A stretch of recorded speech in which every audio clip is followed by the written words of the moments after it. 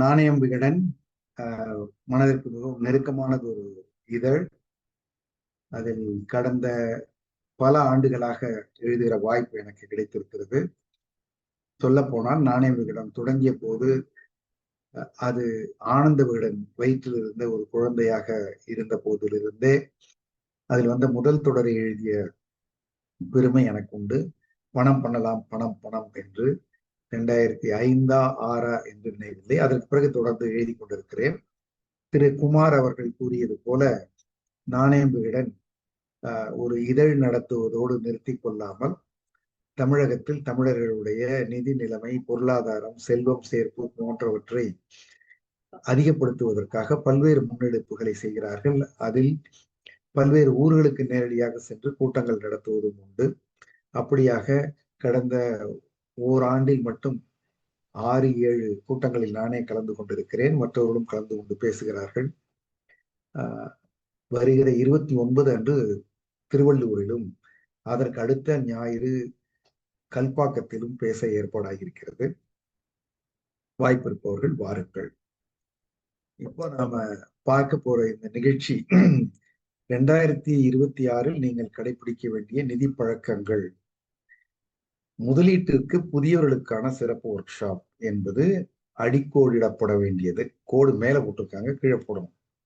என்னன்னா, இப்ப திரு AR குமார் அவர்கள் சொன்னது போல இந்த நிகழ்ச்சி முழுக்க கேட்டுக்கொண்டிருந்து விட்டு நான் என்ன பங்கு வாங்கலாம்னு சொல்லல, நான் எந்த பங்கை விற்கலாம்னு சொல்லல, தங்கம் இப்ப வாங்கலாமா, இன்னும் ஏறுமா, ட்ரம்ப் என்ன செய்வார் போன்ற கேள்விகளுக்கெல்லாம் பதில் சொல்வதற்கான கூட்டம் இது இல்லை. இது ஒரு குறிப்பா ஒரு தலைப்பு கொடுத்திருக்காங்க. அந்த தலைப்பிலேயே அவங்க குறிப்பா சொல்லி இருக்கிறது சிறிய பழக்கங்கள் மூலம் வாழ்க்கையை மாற்றியமைப்பது, வளமான வாழ்க்கைக்கான வழிகாட்டல். ஸோ பணம் பற்றியும் பழக்கங்கள் பற்றியும் அதனுடைய நன்மை பற்றியும் பேச போறோம். இதுதான் இந்த நிகழ்ச்சி இருக்கு. கேள்வி பதில வேற ஏதாவது கேள்விகள் இருந்தால் எடுத்துக்கணும்.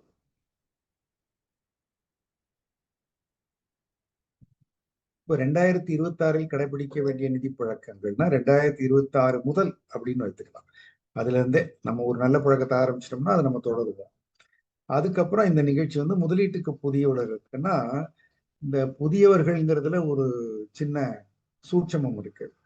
பல ஆண்டுகளாக அவங்க பங்கு சந்தையில இருப்பாங்க, பரஸ்பர நிதி எல்லாம் செய்வாங்க, எல்லாம் பண்ணுவாங்க.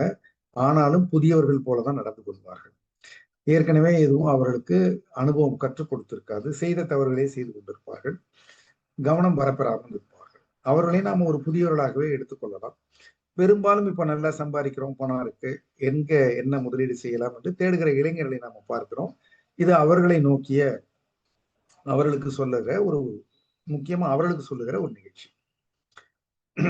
சேமிப்பு பற்றி, முதலீடு பற்றி, பணி ஓய்வு, ஒரு ரிட்டையர்மெண்ட் பிளானிங், அவற்றுக்கான பழக்கங்கள். நான் ஏன் தமிழ்ல எழுதியிருக்கேன், சில பேருக்கு இது படிக்க முடியாம இருக்கலாம்.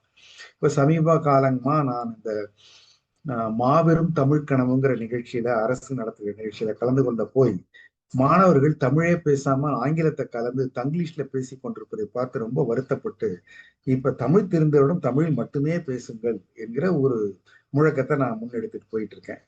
ஒரு 7000 8000 மாணவர்களை சமீபத்தில் நான் சந்திச்சிருக்கேன். இது தொடர்பா கட்டுரைகளும் எழுதிக்கிட்டு இருக்கேன். தினமணியில ஒண்ணு எழுதினேன், இந்துல ஒண்ணு எழுதினேன்.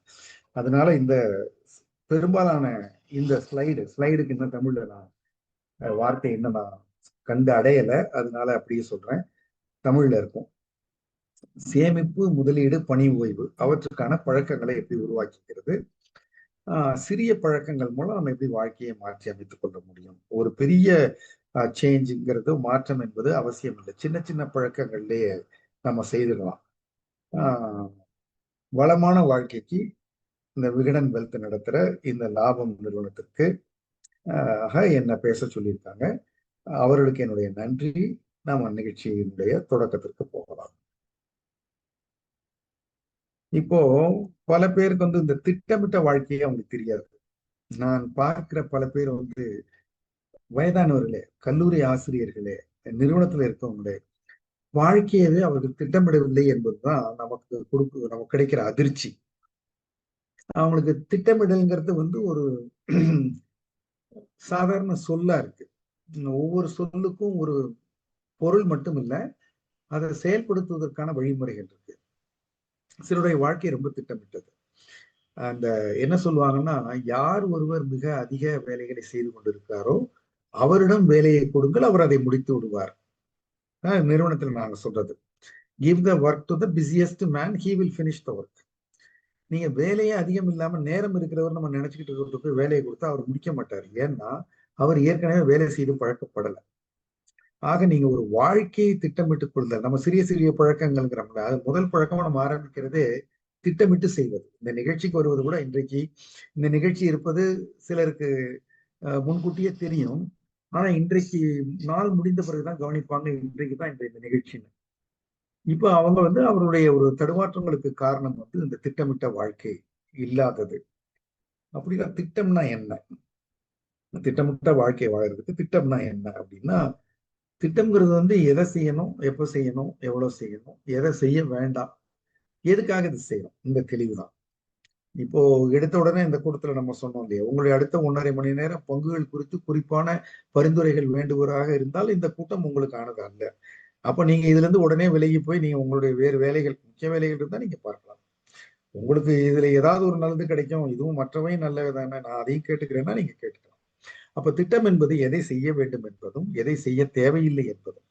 ரெண்டாவது ரொம்ப முக்கியம், ஒரு வேஷ்டிக்கும் ஒரு பேண்ட்டுக்கும் இருக்கிற வேறுபாடு என்ன?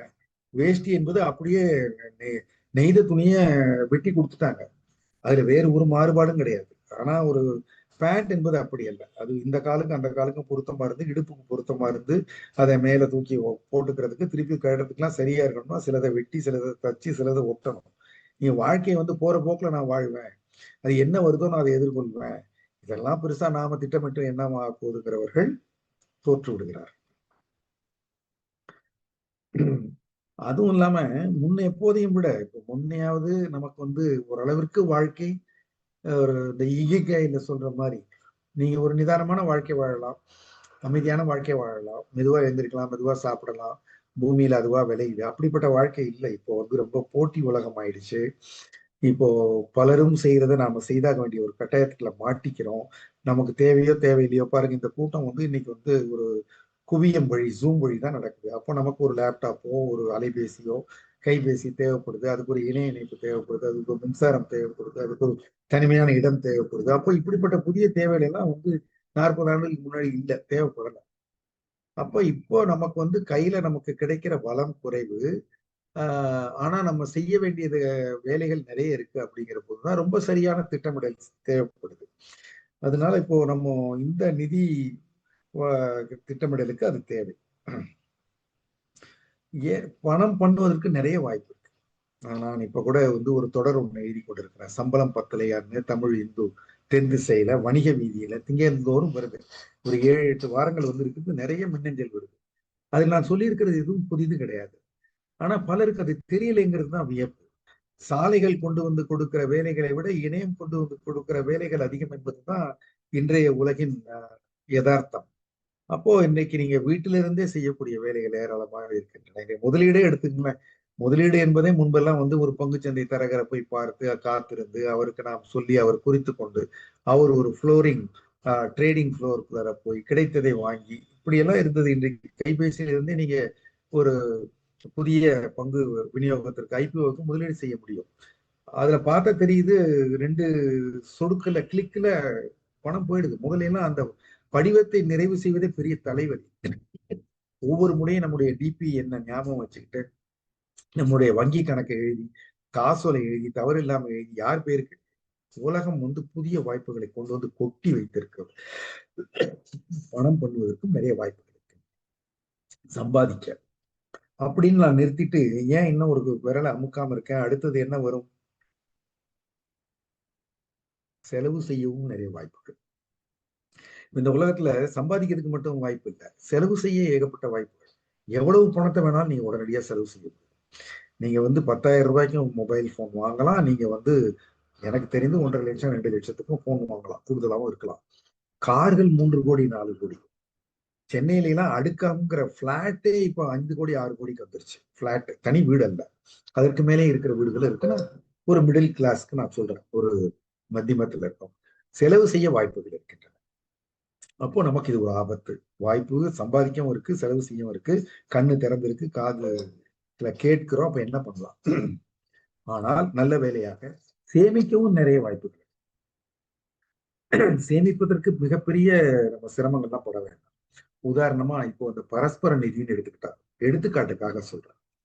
இப்போ நீங்க வந்து ஒரு பரஸ்பர நிதிங்கிறது அதுலயும் அந்த எஸ்ஐபி, சிஸ்டமேட்டிக் இன்வெஸ்ட்மெண்ட் பிளான்ங்கிறது ஒரு வங்கிக்கு ஒரு முறை நம்ம எழுதி கொடுத்துட்டா, என்னுடைய வங்கி கணக்குல இருந்து இந்த பணத்தை நீங்க அதுக்கு அனுப்புங்கன்னு சொல்லிட்டா, அதற்கு பின்னாடி எவ்வளவு வேலைகள் இயல்பாக நடக்குதுன்னா, அந்த வங்கி பணத்தை அனுப்புது, அது ஒரு பரஸ்பர நிதி நிறுவனத்துக்கு போகுது, அவங்க ஒரு குறிப்பிட்ட பரஸ்பர நிதியினுடைய குறிப்பிட்ட அளவு எண்ணிக்கையிலான யூனிட்டுகளை நமக்கு தர்றாங்க. அந்த ஒரு யூனிட்டுக்கு உள்ளடக்கமா இருக்கிறது பல்வேறு நிறுவனத்துடைய பங்குகள். அதை ஒரு ஃபண்ட் மேனேஜர் வாங்கி சேர்த்திருக்கிறாரு, அதை கண்காணிக்கிறாரு. அவர் வாங்கி சேர்த்திருக்கிற அந்த ஒவ்வொரு நிறுவனத்தினுடைய பங்குகளும் தனித்தனி நிறுவனங்கள். அந்த தனித்தனி நிறுவனங்களை யாரோ பெரிய chief operating officer, financial officer, production manager, HR manager, இவங்கெல்லாம் சேர்ந்து அந்த நிறுவனத்தை லாபம் உண்டாக்குறாங்க, ஆளை வேலைக்கு எடுக்கிறாங்க. இதெல்லாம் நடந்து, இத்தனை வேலைகளும் நடந்து நம்முடைய எஸ்ஐபியினுடைய என்ஏவி ஏறிக்கிட்டே போகுது. அப்போ சேமிக்க எவ்வளவு பெரிய வாய்ப்பு இருக்குது. நாம் அதிகம் செய்யாமலே ஒரு உலகமே நமக்காக இயங்கி கொண்டிருக்கிறது, நாம விரும்புவற்றை பெற்றுக்கொள்வதற்கு. அப்போ அதற்கும் வாய்ப்புகள் இருக்கிறது. அப்ப இது எல்லா வாய்ப்புகளையும் நம்ம சரியா பயன்படுத்த நமக்கு திட்டமிடல் தேவை. முதலீடு செய்யறதுக்கும் இப்போ பரஸ்பர நிதியிலே எந்த வகையான பரஸ்பர நிதியில போடலாம், அல்லது சீட்டு கட்டுவோமா, அல்லது காப்பீடோட சேர்ந்த முதலீடா, இது மாதிரி எதை வேணாலும் நம்ம சிந்திக்கலாம். அதுக்கு முதலீடு செய்யறதுக்கும் நமக்கு வந்து திட்டமிடுதல் தேவைப்படுது. வாய்ப்புகள் நிறைய இருக்கு. இப்ப பாருங்க, நீங்க ஆர்இஐடின்னு ஒண்ணு இருக்கு. ஆர்இஐடிங்கிறது வந்து ரியல் எஸ்டேட் இன்வெஸ்ட்மெண்ட் ட்ரஸ்ட். இப்போ கோல்டு இடிஎஃப்னு இருக்கு, கோல்டு எக்ஸ்சேஞ்ச் ட்ரேடட் ஃபண்டு. தங்கம் வாங்குறதுனாலும் பங்கு சந்தை மூலமா வாங்கலாம், நீங்க ரியல் எஸ்டேட் வாங்குறதுனாலும் பங்கு சந்தை மூலமா வாங்கலாம், வெள்ளி வாங்கினாலும் வாங்கலாம், நிறுவனத்தினுடைய பங்குகளை வாங்கலாம், கடன் பத்திரங்களை வாங்கலாம். இப்படி எதை வேணாலும் பங்கு சந்தை மூலமா வாங்கலாம்.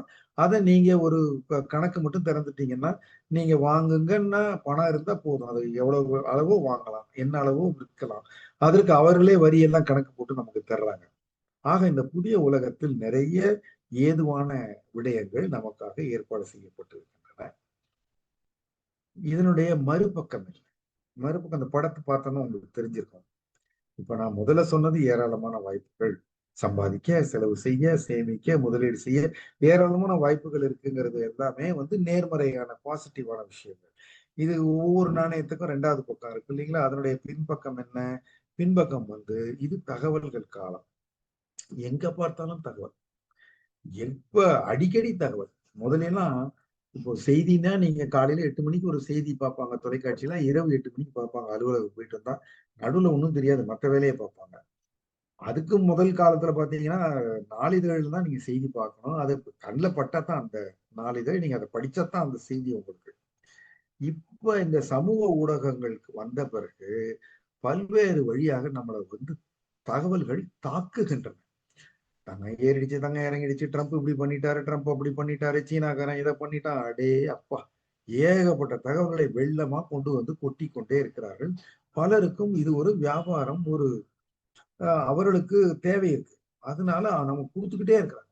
என்னையே பல யூடியூப்ல பேட்டி கேட்டே இருக்கேன், நானே பலதை தவிர்ப்பேன். என்னங்க இப்பதாங்க தங்கத்தை பத்தி பேசணும், திருப்பி ஒரு 20 நிமிட வீடியோவுக்கு என்கிட்ட விடயம் கிடையாது, திரும்ப சொன்னதே சொல்ல முடியுமா என்று கேட்கிறோம். ஆனா அவர்களுக்கு தேவைப்படுது, எங்களுக்கு ஒரு வீடியோ. இது மாதிரி ஒரு 20 நிறுவனங்கள். அப்ப நம்ம போனை கையில வச்சுக்கிட்டு நம்ம தள்ளுற போது நமக்கு தேவையோ இல்லையோ தகவல் வந்து கொட்டுது, சரியோ இல்லையோ தகவல் வந்து கொட்டுது. மொத்தத்துல ஏகப்பட்ட தகவல்கள் என்பது புரியாமல் அடிக்கிறார், ஒரு முடிவுக்கு வர முடியாத ஒரு நாடு. நான் ஒரு முறை சில ஆண்டுகளுக்கு முன்னாடி மும்பையில, அதாவது இது 30 வருடங்களுக்கு முன்னாடி, ஒரு முறை எனக்கு வேலை இல்லாத ஒரு ஓய்வு நாள்ல நான் மெதுவா நடந்து போயிட்டு இருக்கேன் மாலை நேரத்துல. நான் நடந்து போயிட்டே இருக்கேன், மெதுவா தான் நடந்துகிட்டு இருந்தேன். கொஞ்ச நேரம் கழிச்சு எனக்கு உணர்வு வருது, நான் வேகமா நடக்கிறேன். என்னடா இது, நான் இவ்வளவு வேகமா நடக்கிறேன், ஏன் நடக்கிறேன்னு பார்த்தா என்னை சுத்தி எல்லாரும் வேகமா நடக்கிறாங்க. என்னை அறியாம அவர்கள் போகிற வேகத்துக்கு நானும் என்னுடைய வேகத்தை கூட்டி இருக்கேன், எனக்கு தெரியாமலே. நீங்க இந்த கார்ல போகும்போது அது நீங்க ஒலிக்க விடுற பாட்டை பொறுத்து உங்களுடைய வேகம் இருக்குங்கிறது உங்களுக்கு தெரியுமா, கண்டுபிடிச்சிருக்கீங்களா? குத்துப்பாட்டு போட்டா வண்டி வேகமா போகும், வண்டிக்கு கேட்டுக்காத, அதை கேட்கிற நம்முடைய மனது உடல்ல பல அசைவுகளை மாற்றுது, அதனால நம்ம வேகமா போறோம். அதனால இந்த தகவல் வந்து கொண்டே இருக்கிறதுனால நம்மளையும் எப்பயுமே ஒரு பரபரப்புல வச்சிருக்காங்க. எப்ப பார்த்தாலும் ஒரு பிரேக்கிங் நியூஸ் மாதிரி இப்போ அந்த ஃபினான்ஸ் பத்தி நிறைய நியூஸ், ஏகப்பட்ட தகவல்கள் வந்து மக்களை போட்டு அடிக்குது.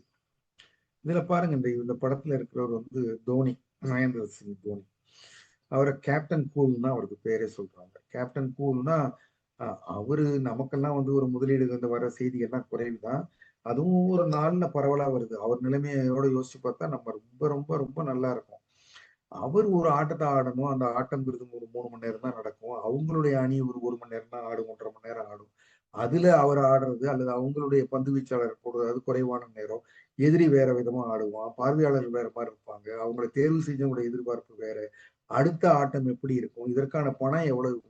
இது மாதிரி பலதும் போட்டு தலைக்குள்ளார சுத்தணும் சுத்தும். நம்ம முன்னாடி பார்த்தோமே, இந்த நபர் தலைக்கு மேல சுத்துற மாதிரி அவர் தலைக்கு உள்ளார சுத்துது. ஆனால் அது எல்லாத்தையும் அவரு ஒதுக்கி வச்சுட்டு கூலா இருக்காரு. முடிவெடுக்கிறார். சரியான முடிவுகள் எடுக்கிறாரு. பலரும் அதுல வெற்றி பெற்றார். பல பல சமயங்கள்ல அவர் வெற்றி பெற்றுறார். அவர் இன்னும் பெரிய நிதானமா இருந்தாருங்கிறது மட்டும்தான் அவருடைய திறன். நிதானமா இருக்க விடாதுங்கிறது தான் சூழ்நிலை. நம்மளுடைய குடும்ப உறுப்பினர்களே நம்மளை பதட்டத்துக்குள்ளாக்குவாங்க. அவர் அதை வாங்கிட்டாரு, இவர் இதை வாங்கிட்டாரு, இவங்க இதுல போட்டு பணம் பண்ணிட்டாங்களா, அவங்க அதுல போட்டு பணம் பண்ணிட்டாங்க. ஊரோட எல்லாரும் இதை பண்ணிட்டு இருக்காங்க, எவ்வளவு சொன்னாலும் நீங்க பண்ண மாட்டேன்றீங்கன்னு நான் ஆண்களையும் சொல்கிறேன், பெண்களையும் சொல்கிறேன். இப்போ பெண்களிடம் பதட்டமா சொல்லுகிற ஆண்களும் இருக்கலாம். இன்னும் பெரும்பாலும் ஆண்களிடம் சொல்லுகிற பெண்கள்னு தான் ஓரளவுக்கு நிலைமை இருப்பதா தெரியும். மற்றவர்களை பார்த்து இது வந்து ஃபியர் ஆஃப் மிஸ்ஸிங் அவுட்னு ஒரு கருத்து உருவாக்கம் சொல்லுவாங்க ஆங்கிலத்துல. எல்லாரும் போயிட்டாங்க, நம்ம தாங்க போல. இப்போ ஒரு பேருந்துக்கா நிக்கிறோம், ஒரு கூட்டமா ஒரு பேருந்து வருது, நம்மளோட நின்று இருந்தவங்க 2 பேர் அந்த பேருந்துல போயிட்டாங்க. அடுத்த பேருந்தும் கூட்டமா வருது, நம்ம சொல்றோம் கொஞ்சம் காத்திருந்தா இன்னொரு பேருந்து காலியா வரும். நம்ம காத்திருக்கோம். நம்ம கூட நின்ன 3 பேர், மிச்சம் இருந்த 3 பேரும் 2வது பேருந்துல போயிட்டாங்க. இப்ப நம்ம மட்டும் நிக்கிறோம். நமக்கு ஒரு பதட்டமா இருக்கும். நமக்கு பதட்டம் இல்லைன்னா கூட இருக்கவங்க சொல்லுவாங்க, இனி பேருந்தே வராது, வந்த 2 பேருந்தையும் நீங்க விட்டுட்டீங்க, பாருங்க அவங்க எல்லாம் முட்டாளா போயிட்டாங்க, நீங்க தான் நிக்கிறீங்க. அப்புறம் ஒரு காலியா ஒரு பேருந்து வரும், நம்ம ஏறிப்போம். ஆனா இந்த ஃபியர் ஆஃப் மிஸ்ஸிங் அவுட்ங்கிறது எல்லாம் ஏறிடுச்சு, எனக்கு கேட்டுட்டே இருப்பாங்க, தங்கம் ஏறுது, இன்னமா ஏறும், எனக்கு மட்டும் எப்படி உறுதியா தெரியுமா தங்கம் என்ன ஆக போகுதுன்னு தெரியாது. நம்ம வந்து இதெல்லாம் நடந்திருக்கு, இந்த அனுமானத்துல இதெல்லாம் இப்படி நடக்கக்கூடும் அப்படின்னு நம்ம சொல்றோம். இந்த உலகத்துல ரிசர்வ் வங்கிகள்லாம் யார் யார் எவ்வளவு தங்கம் வாங்குறாங்க, அமெரிக்க அதிபர் எவ்வளவு என்ன முடிவு எடுக்கிறாரு, இந்திய அரசாங்கம் என்ன முடிவு எடுக்கும், வர்த்தகர்கள் என்ன முடிவு எடுக்கிறாங்க, முதலீட்டாளர்கள் என்ன செய்வாங்க, டெரிவேட்டிவ்ஸ் மார்க்கெட்ஸ்ல எவ்வளவு பேர் ஷார்ட்ல இருக்காங்க, எவ்வளவு பேர் லாங்ல இருக்காங்க, என்ன விலையில இருக்காங்க, இவ்வளவு தகவலையும் யாராவது தெரிந்து வைத்திருந்தால் அதுலயும் ஒரு 4-5 விதங்களா அது மாறுதல் அடையக்கூடும். அதுல ஒண்ணு. அதனால நடந்து முடிந்ததை விளக்கலாம், நடக்கக்கூடியதை யூகிக்கலாம், சரியா சொல்ல முடியாது. ஆனா யாருக்கும் சொல்ல நமக்கு பயமா இருக்கு. இப்போ நீங்க ரொம்ப ஏறிடுச்சுங்கன்னு தான் தோணுது. ரொம்ப ஏறிடுச்சுங்க இப்ப வாங்காதீங்கன்னு சொல்லி அது கொஞ்சம் ஏறிடுச்சுன்னு வச்சுங்க, அதுக்கப்புறம் நீங்க சொல்லிதான் வாங்காம விட்டுட்டோம்பாங்க. நீங்க ரொம்ப நிச்சயமா ஏறுன்னு சொன்ன பிறகு அது இறங்கிடலாம். ஆக யாருக்கும் வந்து நான் அப்போ ஒரு ஒரு ஒரு நிலையில எனக்கு வேண்டியவருக்கு சொன்னேன், என்ன உங்க வாழ்க்கையே தங்கம் தானா, வேற வேலையே கிடையாது நமக்கெல்லாம், இந்த தங்கத்துல விலை ஏறுறதுக்கு நம்ம ஏறினா உள்ள போகணும், இறங்கினா வெளியில வரணும், இது ஒண்ணும் செய்யறதுக்கு தான் நம்ம இருக்கோமா, நமக்கு வேற ஒன்றும் வாய்ப்புகளே கிடையாதா?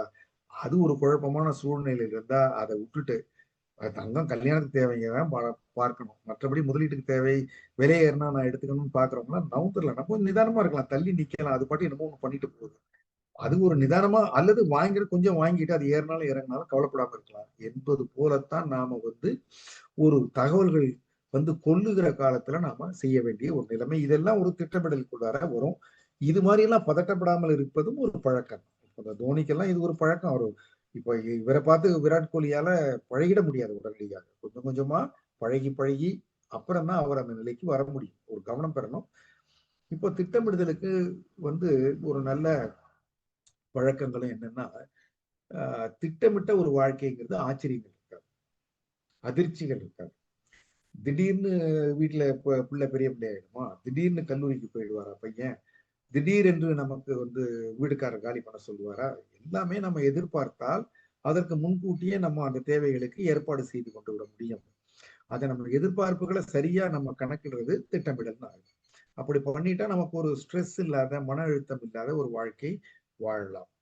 இப்போ நான் ஒரு கட்டுரையில கூட முன்னாடி சொல்லியிருப்பேன், ஒரு கோயில்ல நம்ம நிக்கிறோம், ஒரு அர்ச்சகர் வந்து சில பேருக்கு பூ கொடுப்பாரு, நீங்க பார்த்திருப்பீங்க, விபூதி கொடுக்கறதோட பூ கொடுப்பாரு. அப்ப கொடுக்குற போது ஒரு 2 3 பூ தான் எடுத்துட்டு வருவாரு. முதல்ல நிக்கிற 4 5 பேருக்கு கொடுத்துருவாரு. அதற்கப்புறம் ஒருத்தர் தட்டுல 500 போடுவாரு. நான் ஒரு முறை பார்த்தேன். ஒரு 500 போடுறாரு. அவர் என்னடா பண்ண போறாருன்னு. அவருக்கு ஒரு பூ கொடுத்தாரு. இது வரைக்கும் தட்டுல பூவே இல்லை. இப்ப எப்படிடா கொடுத்தாருன்னா, அவர் தட்ட கையில புடிச்சிட்டு இருக்காருங்களா, தட்டுக்கு அடியில 2 பூவ அவர் வச்சிருக்காரு. இது மாதிரி ஒரு தேவை வந்தா அதை பயன்படுத்திக்கலாம்.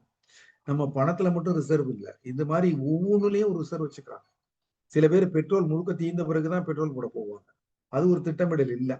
அல்லது சில பேர் வந்து அந்த பெட்ரோல் பங்க் போற போதே தேவை ரொம்ப குறைவா இருந்தா கூட அன்றைக்கு தேவைக்கு வந்த இடத்துக்கு நம்ம அதை போட்டு இது மாதிரி சின்ன சின்ன திட்டமிடல்கள், பெரிய திட்டமிடல்கள் நீண்ட காலத்துக்கு எல்லாமே வந்து நமக்கு மன அழுத்தத்தை குறைக்கும், நிம்மதியா வாழலாம். அதனால திட்டம் என்பது முக்கியம்.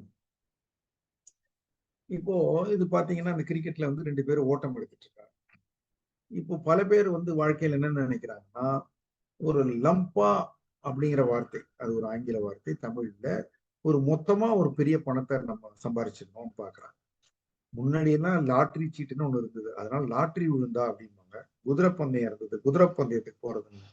இப்ப அதனுடைய வெவ்வேறு வெவ்வேறு கொஞ்சம் முழு வடிவம் இல்ல. அதனுடைய ஒரு நீர்த்து போன வடிவம் தான் பங்கு சந்தை. இன்னும் பல பேர் வந்து அதுல ஒரு பெரிய லாபம் ஏதாவது ஒண்ணுல பண்ணிடணும். ஏதாவது ஒரு ரொம்ப அவங்கெல்லாம் அந்த இந்த பென்னி ஸ்டாக்ஸ்ன்னு சொல்லுவோம். அந்த ரொம்ப விலை குறைவான பங்குகளை அது ரூ. 5 இருக்கு, ரூ. 3 இருக்கு, 10,000 வாங்கலாம். இது மாதிரி இது எல்லாமே இந்த லாட்டரி மனப்பான்மை தான். அவங்களுக்கு வந்து இது எல்லாமே இந்த ரேஸ் கோர்ஸ் மாதிரி தான். இது ஒண்ணும் இல்லாத ஒரு கம்பெனி மேல பணத்தை கட்டி அது ரொம்ப பெருசா வந்துடும். நான் மட்டும் புத்திசாலி, நான் ரொம்ப பணம் சம்பாரிச்சிருக்கிற அணுகுமுறை. இது போலதான் சில பேர் வந்து கிரிக்கெட் ஆடுற போது சிக்ஸரா அடிக்கணும்னு நினைப்பாங்க. மேட்ச்னா ஓட்டம் என்றால் சிக்ஸர் இல்ல, 4 தான், பவுண்டரி தான். ஆனா நீங்க பாருங்க, பெரும் வெற்றியாளர்கள் எல்லோருமே அந்த காலத்துல இருந்து, நீங்க கவாஸ்கரா இருக்கட்டும், அது சச்சினா இருக்கட்டும், கோலியா இருக்கட்டும், எல்லாருமே அவர்கள் 2 விக்கெட்டுகளுக்கு இடையே மிக அதிக ரன்களை ஓடி ஓடியே எடுத்திருப்பார்கள். அதாவது ஓட்டங்கள் என்பதுதான் முக்கியம். நீங்க 4 6க்காக எதிர்பார்த்து காத்திருந்தீங்கன்னா ஓவர்கள் முடிஞ்சு போயிடும், வாழ்க்கை முடிஞ்சு போயிடும். நீங்க வந்து சின்ன சின்ன ஒன்ஸ் அண்ட் டூஸ் சொல்லுவாங்க. கிரிக்கெட்ல வந்து once and twos are very important இருப்பாங்க. அப்பப்போ ரொம்ப ஆட முடியாத சில ஓவர்கள் கூட பந்து இப்படி தள்ளிட்டு ஒரு ஓட்டம், அப்படி தள்ளிட்டு ஒரு ஓட்டம், கத்துவான் 1 2 கத்துவான். அப்போ இந்த வாழ்க்கையில வந்து நம்ம பணத்தை வந்து சேமிக்கணும்னா ஒரு பெரிய போனஸ் வந்தாதான், ஒரு ரொம்ப மிச்சமானாதான் என்பது கிடையாது. பில்ட் யுவர் இன்னிங்ஸ் என்பது போல பில்ட் யுவர் சேவிங்ஸ். நீங்க கிரிக்கெட்ல ஒரு இன்னிங்ஸை பில்டு பண்றவங்க, ரொம்ப நேரம் நின்று ஆடுறவங்க கொஞ்சம் கொஞ்சமா ரன் சேகரிப்பாங்கிறது மாதிரி, நீங்க உங்க விக்கெட் போயிடாம இருக்கணும். பெரிய 6 ரன்களுக்கு முயற்சி செய்து நாம அடிக்க போய் நம்மளுடைய முதலீடு போயிடும் ஒரு தவறான ஒரு முடிவுகள்னால. அதனால நாம வந்து சின்ன சின்ன லாபங்களை எடுத்துக்கொண்டிருக்க வேண்டும் என்பது ஒரு வர்த்தகத்திற்கும். நாம இன்னொரு விதமா பாத்தீங்கன்னா, நீங்க வந்து சின்ன சின்ன தொகைகளை தொடர்ந்து சேமித்துக் கொண்டே வர வேண்டும். அது வந்து சிறு துளி பெருவெள்ளம் சொல்லிட்டு நமக்கு ஒரு பழமொழியே இருக்கு. துளி துளிங்கிறதே சின்னது, அது சிறு துளி தானா. ஆனா வெள்ளம்ங்கிறதே ரொம்ப அதிகம், அது பெரு வெள்ளமா. அப்போ சின்ன சின்ன துளிகளாகவே சேர்ந்து ஒரு சொட்டுற பைப்பு கீழே வாளியை வச்சுட்டு போயிட்டா 2 நாள் ஊருக்கு போயிட்டு திரும்பி வந்து பார்த்தா வாளி முழுக்க நிறைந்திருக்கும். சொட்டு சொட்டா வந்ததான்னா, ஆமா சொட்டு சொட்டா வந்ததுதான். ரொம்ப நேரம் விட்டா அது நிறையிற அளவுக்கு, வாளி நிறையிற அளவுக்கு வந்துருங்கிறது தான் ஒரு பழக்கம் என்பது. சின்ன சின்ன தொகைகளை கூட சேர்த்து வைக்கிற பழக்கம் அப்படிங்கிறது. வாழ்க்கைங்கிறது வந்து ஒரு 20 20 20 ஓவர்கள் ஆட்டம் அல்ல. போன உடனே அடிச்சு ஆடணும், உடனே அவுட் ஆனாலும் பரவாயில்ல அப்படிங்கிறது கிடையாது. பல பேருக்கு இன்றைக்கு 35 வயசு 40 வயசுல ஹார்ட் அட்டாக் வருவதெல்லாம் அவர் அப்படிப்பட்ட ஆட்டத்தை ஆடுவதால் தானோ என்கிற பரிதாபம் கூட தோன்றுகிறது. வாழ்க்கை என்பது நீண்டது, அது வந்து நிதானமா வாழ வேண்டியது. அதனால நாம வந்து தொடர்ந்து சேமிக்க வேண்டும் என்பது என்னுடைய ஒரு புரிதல். வாழ்க்கையை பற்றி என்னுடைய புரிதல். வாழ்க்கைங்கிறத நான் கொஞ்சம் தப்பா தட்டச்சு பண்ணியிருக்கேன். வாழ்க்கைங்கிறது வந்து டெஸ்ட் மேட்ச், அப்படித்தான் ஆடணும். ஏன் சிலரால முடியல அப்படின்னா, அவங்க வந்து சில பேர் வந்து சரியானவற்றை செய்வதில்லை. அவங்களுக்கு ஏன் வந்து மன அழுத்தம் வருது அப்படின்னா, எதை சரியா செய்யணுமோ வாழ்க்கையில வாழ்வதற்கு சரியானவற்றை செய்வதில்லை. அல்லது சரியானவற்றை செய்யாமல் விடுவதை தவிர, செய்ய எப்பயாவது ஆரம்பிப்பாங்க. இந்த மாதிரி ஒரு கூட்டத்துல ஒரு உணர்வு வரப்பெற்று, நான் இனிமேல்ட்டு தொடர்ந்து இப்படி செய்வேன். அது மாதிரி ஒரு ஆண்டு ஆரம்பத்துல வந்து உடற்பயிற்சி செய்வேன், நடக்க போவேன், ஜிம்முக்கு போவேன். என்னெல்லாம் ஆரம்பம் நல்லா தான் இருக்கும். ஆனா அவர் தொடர்ந்து செய்ய மாட்டாங்க. அதனாலதான் அவர்களுக்கு வந்து அது ஒரு சிக்கலாகி விடுகிறது. அப்புறம் அவங்க அதை பாக்குறாங்க, இந்த சின்ன சின்னதா சேர்த்து இதை வந்து என்னைக்கு இங்க வரப்போகுது, இதெல்லாம் ஒண்ணும் நடக்காதுங்க, டக்கு என்று அதுல இருந்து மாறி விடுகிறார். அப்போ ஒரு மாற்றம் தெரியாது. நீங்க இப்போ உணவை கட்டுப்படுத்துறீங்க, உங்களை எடையை குறைக்கணும்னு நினைக்கிறீங்க. நீங்க ஒரு 90 கிலோ எடை இருக்கிறீங்க. நீங்க பாக்குறீங்க, உங்களை பாக்குறவங்க எல்லாம் கனமா இருக்கீங்கன்னு சொல்றாங்க. நீங்க வந்து யாரோ சொல்லி நீங்க உங்களுடைய ஏதோ ஒரு உணவை குறைச்சுக்கிட்டு நீண்ட இடைவெளி கொடுக்குறீங்க. ஏதோ பண்றீங்க, உங்களுக்கு பசிக்குது, கோவம் வருது, எல்லாம் பண்ணுது. அதற்கு பிறகும் யாராவது உங்களை பார்த்தாங்கன்னா ஒரு வாரம் கழிச்சும் திருப்பி குண்டா இருக்கீங்கன்னு தான் சொல்றாங்க. அதுக்கப்புறம் 15 நாள், ஒரு மாசம் கழிச்சு நீங்களே கேட்குறீங்க, என்னங்க நான் எப்படிங்க இருக்கேன்னு? அப்படித்தான் இருக்கீங்கங்கிறாங்க. ச்சே! இப்படி எல்லாம் பண்ணி, இதெல்லாம் பண்ணி ஒண்ணும் ஆகாதுடா, விட்றா நம்ம பாட்டுக்கு இருந்துட்டு போவோம்னு நம்ம பழைய நிலைமைக்கு போயிடுறோம். ஆனா அவங்க செய்யாதது என்னன்னா, அவங்க முதல் நாள் தொடங்குன போது அவங்களுடைய எடைய போய் சரியா பார்த்திருந்தாங்கன்னா, 90 கிலோ 600 கிராம் குறைச்சு வச்சுக்கிட்டு, ஒரு வாரம் கழிச்சு அவங்க போய் பார்த்திருந்தாங்கன்னா, அது வெறும் 90 கிலோவா இருந்தா கூட 600 கிராம் குறைகிறது என்பது, நாம் எடுத்த நடவடிக்கைக்கு கிடைத்திருக்கிற ஒரு விளைவு. அந்த விளைவு தெரிய வந்த உடனே, நம்ம போடுற விதை சரியா இருக்கு. அது நடக்குதுங்கிற ஒரு தைரியம் வந்துரும். அப்போ நம்ம அத குறிப்பா தெரிந்து கொள்ளாததுனால அத விட்டுர்றாங்க. அதுக்கப்புறம் ஒரு 1 மாதம் கழிச்சு போய் பார்த்தாருன்னா, அது 88 1/2 கிலோவா கூட இருக்கலாம். 1 1/2 கிலோ குறைந்தது பார்வைக்கு தெரியாது. எடை போட்டா தெரியும். அது மாதிரி நாம சில சரியான முடிவுகளை எடுத்துவிட்டு செய்கிற பொழுது, என்னுடைய என்ஏவி நிகர சொத்து மதிப்பு ரொம்ப ஏறல. இது நேரடியா எப்பயுமே ஏறிக்கிட்டு இருக்காது. இறங்கும், ஏறும் அதெல்லாம் செய்யும். ஒரு பொருத்தமான பொருத்தமான உதாரணம் இல்லை என்றாலும், நாம வந்து இது நேரடி பங்குகளே பரவாயில்லையே! இது மாரி பரஸ்பர நீரத போட்டு இப்படி கொஞ்சம் கொஞ்சமா வளர்ந்து என்று கேட்கிறோம். இதே நீங்க 10 ஆண்டுகளா போட்டிருக்கவங்கள கேளுங்க. அது ஆண்டுக்கு எவ்வளவு சிஏஜிஆர் கொடுத்திருக்கிறது என்று பாருங்கள். அப்போ அது வியப்பாக தெரியும். அப்போ ஒரு தள்ளியிருந்து பார்க்கிற போது சில விஷயங்களுடைய மாறுதல் வெளிப்படையாக தெரியும். ஆனால் எடை போட்டு பார்த்தால், எண்ணி பார்த்தால், கணக்கிட்டால் தான் குறுகிய காலத்துல தெரியும். அப்போ குறுகிய காலத்துல அப்படி தெரிந்துதான் ஊக்கம் பெற்று நாம் அந்த நல்ல செயல்களை தொடர்ந்து செய்ய முடியும். சோ இடையில பதட்டம் வராம இருக்கும். இப்போ நான் ஒரு உதாரணத்துக்கு ஒரு ஒரு ஒரு இதை எடுத்துக்குவோம். ஒரு குளம் இருக்கிறது. நான் இப்போ உஞ்சனைங்கிற ஒரு ஊர் வழியா தான் வந்தேன். இந்த கூட்டத்திற்காக வேகமா ஒரு திருமணத்துக்கு போயிட்டு, அங்க ஒரு குளம் இருக்கு. அங்க உண்மையிலேயே தாமரை பூக்கள் இருக்கின்றன. இது லில்லி. அந்த தாமரை பூ நம்மளுடைய இந்த எடுத்துக்காட்டுக்காக அது ஒரு வித்தியாசமான மாயக்குளம். முதல்ல ஒரு பூ தான் இருக்கு. 1 மணி நேரம் கழிச்சு பார்த்தா 2 ஆயிடுது. 2 மணி நேரம் கழிச்சு பார்த்தா, அதாவது இன்னும் ஒரு மணி நேரம் சென்ற பிறகு 2 4 ஆயிடுது. அப்புறம் 4 6 ஆகுது. 6 8 ஆகுது. ஒரு குறிப்பிட்ட நேரத்துல பார்த்தீங்கன்னா, அநேகமா மதியம் 12ன்னு வச்சுக்குவோம். மதியம் 12 மணிக்கு பார்த்தா பாதி குளம் நிறைந்திருந்தால், ஒவ்வொரு மணி நேரத்திற்கும் அது வந்து இரட்டிப்பாகிற நிலையில், அந்த குளம் இரட்டிப்பாவதற்கு இன்னும் எவ்வளவு நேரம் இருக்கிறது? ஒரே மணி நேரம் தான். இதுவரை அது இரட்டிப்பானதற்கு 12 மணி நேரங்களை எடுத்துக்கொண்டது. இதுவரை அது அரை குளமா வந்ததுக்கு, அது வந்து மெல்ல மெல்ல வந்து 12 மணி நேரம் ஆனது. ஆனால் இந்த 12 மணி நேரத்துல ஆனது முழுவதும் இன்னொரு ஒரே மணி நேரத்துல வந்துரும். அப்ப அது எப்படின்னு சொல்றாங்கன்னா, 1 2 ஆகி, 2 4 ஆகி, 10 ஆகி வர்ற மாதிரி, இத வந்து நீங்க கணிதம் படித்தவர்களுக்கு தெரியும். இது ஜியோமெட்ரிக் புரோகிரஷன் சொல்லுவாங்க. இரட்டிப்பாகிக் கொண்டே வருவது.